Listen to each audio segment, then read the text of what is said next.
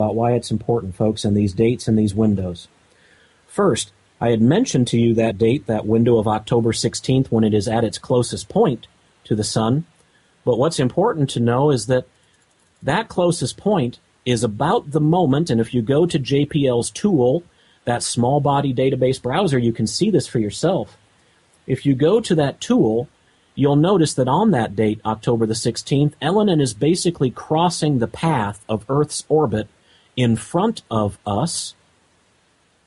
And what that means is that in very short order, as we go through October 17th, 18th, 19th, etc., Earth winds up passing, based on its orbit around the sun, Earth winds up passing directly into the tail, the quote-unquote tail, if you still believe Elenin to be a muddy snowball.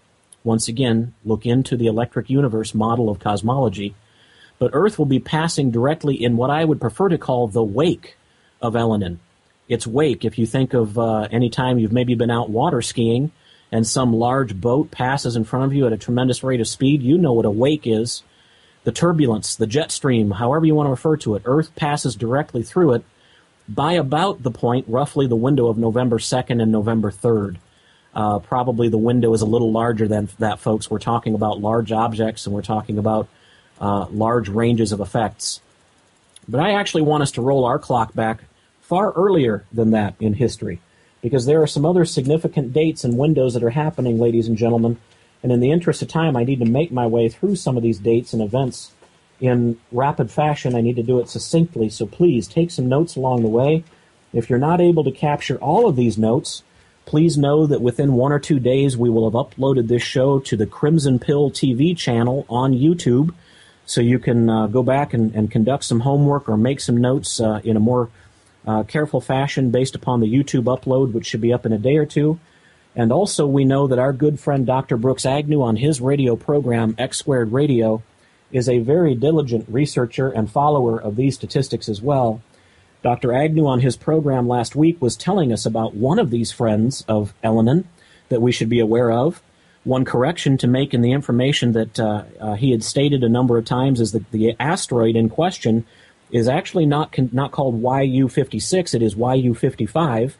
But if you return to JPL's browser that I've discussed to you before, you can look that one up for yourself. The full name of that asteroid is 2005 YU-55. It's an asteroid.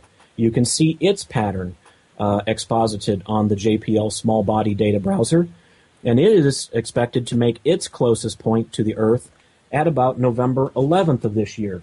And as Dr. Agnew so astutely pointed out, that window of timing is suspiciously, coincidentally, no, not coincidentally, I don't believe that there's such a thing as coincidence in the world, but maybe suspiciously close to the testing date that the FCC has in mind for a test of the of the National Emergency Alert System, which is to take place on November the 9th. Once again, right when Comet YU-55 makes its closest pass in that window to the Earth. And YU-55, will its orbital trajectory, will its projected trajectory be altered by Elenin or by any of these other objects that I am once again about to discuss and alert you to? These other objects, folks, include an asteroid that has been known for a time as being a potential hazard to the Earth. Its name, its formal name, is 99942 Apophis. That's 99942 Apophis. A-P-O-P-H-I-S. This is another object that you can use NASA's JPL browser to explore and to see its patterns. A bit about Apophis. Why is it important? Well, it is a near-Earth asteroid that caused a brief period of concern in December 2004 because initial observations indicated a small probability, at that time up to 2.7%, that Apophis would strike the Earth in 2029. Additional observations provided improved predictions that eliminated the possibility of an impact on Earth or the Moon in the year 2029. However, a possibility remained that during the 2029 close encounter with Earth, Apophis would pass through a gravitational keyhole. a precise region in space no more than about a half-mile wide that would set up a future impact on April 13th, 2036. This possibility kept the asteroid at level 1 on the Torino Impact Hazard Scale until August 2006, when the probability that Apophis will pass through the keyhole was determined to be very small. Not existent, not precluded, but the probability was determined to be very small. Apophis broke the record for the highest level on this Torino scale of impact hazard, being, for only a short time, a level 4 before it was lowered. Its diameter, its size, is about 270 meters. That's almost 3 football fields in diameter, 890 feet roughly. As of October 7th, 2009, the probabilities of an impact in 2036 are considered to be 1 in 250,000. Now, first of all, as to the course of these probabilities, what's important for you to know, and if you look up Apophis on JPL's small data browser, as well as Elenin, you can see that when we reach August 3rd, folks, that's only just a little over 3 weeks away, August 3rd, Elenin and Apophis are going to be right next door to each other, both of them right along that plane of orbital pattern that I described to you. Both of them right on the tabletop, both of them right next door to each other.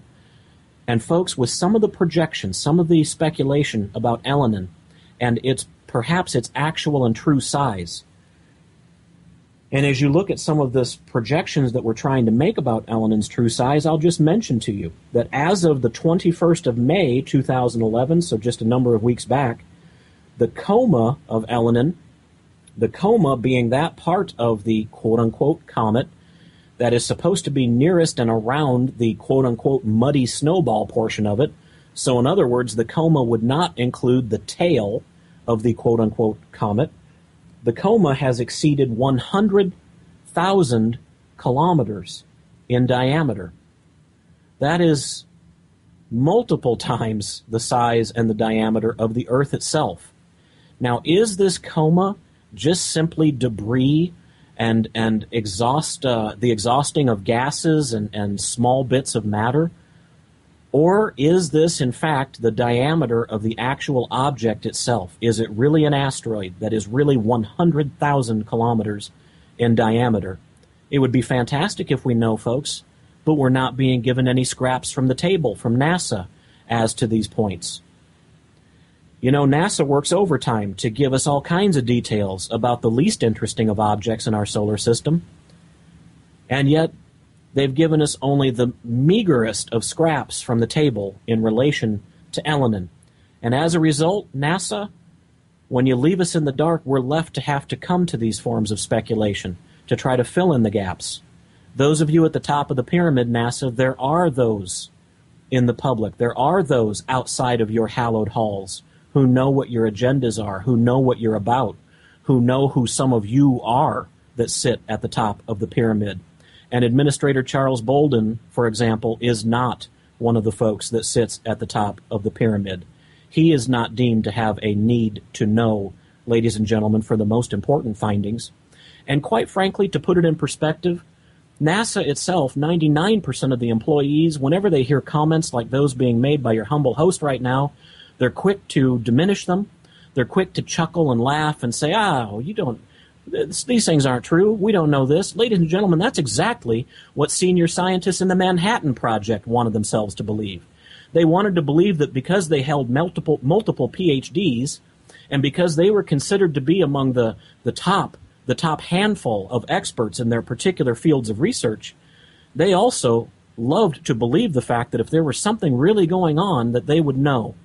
And in fact, folks, they didn't know in the Manhattan Project, they didn't know in the Tuskegee Project, they didn't know in MK Ultra, and 99% of you in NASA, you don't know either. If you'd like to find out, keep listening to the Crimson Pill. Administrator Charles Bolden is only midway down the totem pole. So who do you ask, listening audience? Who do you ask is it, then, that sits at the top of the pyramid? Well, most of those folks are in the military, and most of them are part of the space program, but the secret space program, the black space program.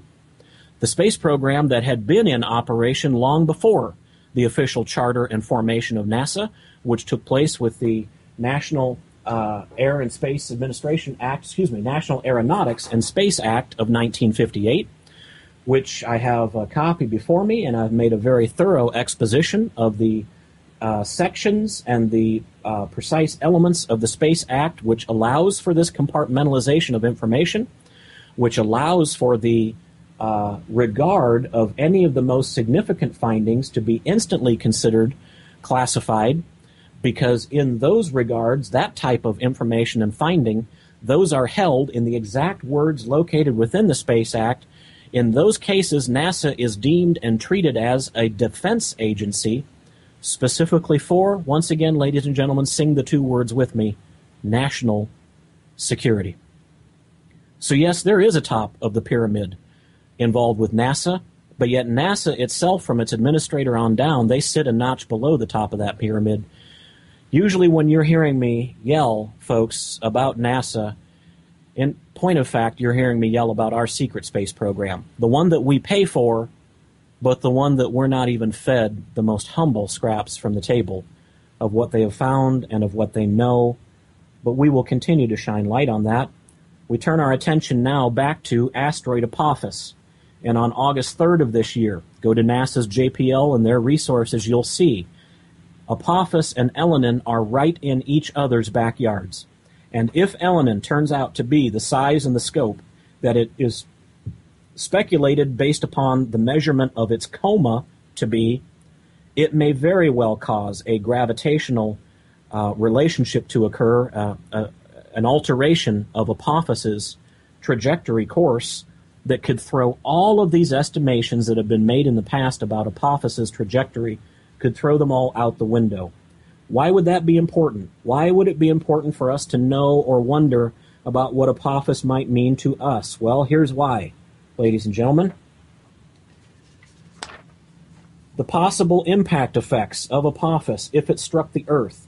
The initial estimated energy, and you have to keep in mind, ladies and gentlemen, that so much of this estimation about its impact is based upon the speed, the velocity at which this object is coming in. Once again, if Elenin and or if the precarious balance, the dance of the effects of Elenin and or our other planets in the solar system cause some of these changes in the trajectory of Apophis, it might very well affect the velocity, the angle of incidence at which it makes its entry into Earth's atmosphere.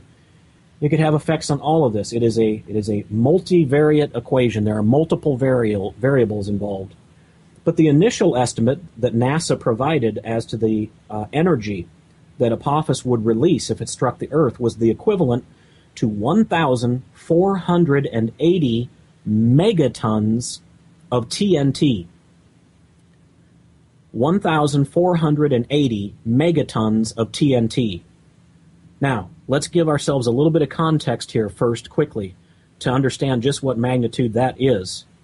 The biggest hydrogen bomb ever exploded, called the Tsar Bomba, was around 50 megatons. The largest hydrogen bomb ever exploded, the Tsar Bomba, was around 50 megatons. That's right. So NASA's initial estimate of the energy Apophis would release if it struck the Earth, yeah, if you're doing the math correctly, you're right, 30 times the equivalent of the Tsar Bomba at 1,500 megatons. Now, NASA later provided a refined estimate of 880 megatons, and then they further provided another revised estimate of 510 megatons. Well, you know, folks, history has shown us that due to our old friend, national security, and the compartmentalization of information, that sometimes, unfortunately, someone who stumbles upon the truth